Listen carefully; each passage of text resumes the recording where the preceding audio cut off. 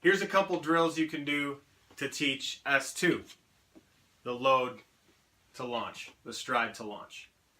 The first one is back foot incline. So we talked about how we want our weight to stay inside of our back foot. We don't want to get out here. One thing you can do to teach that, find a bucket top, a glove, anything, and put the back half of their foot up against it, and then work on a load.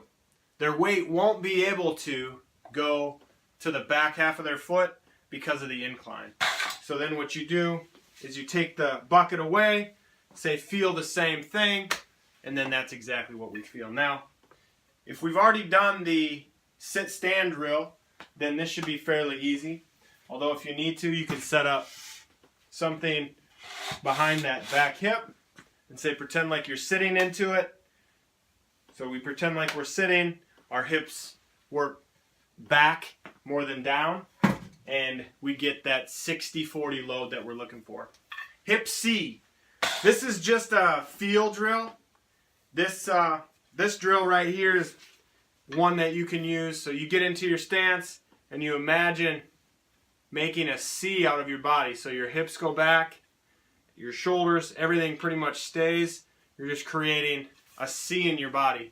Now that deviates a little bit from the 4S hitting system. That kind of gets into a whole nother ideology as far as being a hitter. But what it can do is help teach those hips to load effectively. So the hip C work is a good one.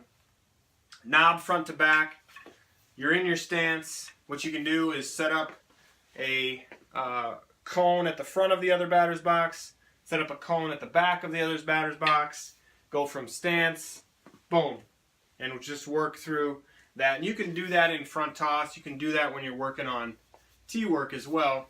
And then stride foot open is also something that we talked about. So you want your stride open a little bit, and again, just throw a cone over there.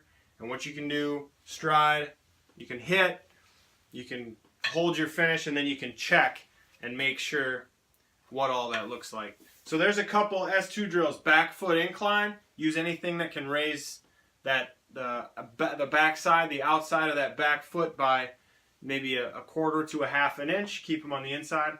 Back hip sit. You can either actually set up something for them to sit onto, or you can just use it as a thought, especially if they've already done the sit stand from the S1 drills.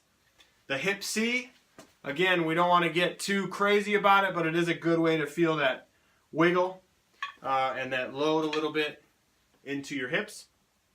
Knob front to back. Set up a couple cones, set up a couple baseballs, set up anything you've got just to work that hands load, create the tension in the swing, which is going to ultimately show up later on in the swing as power and pop.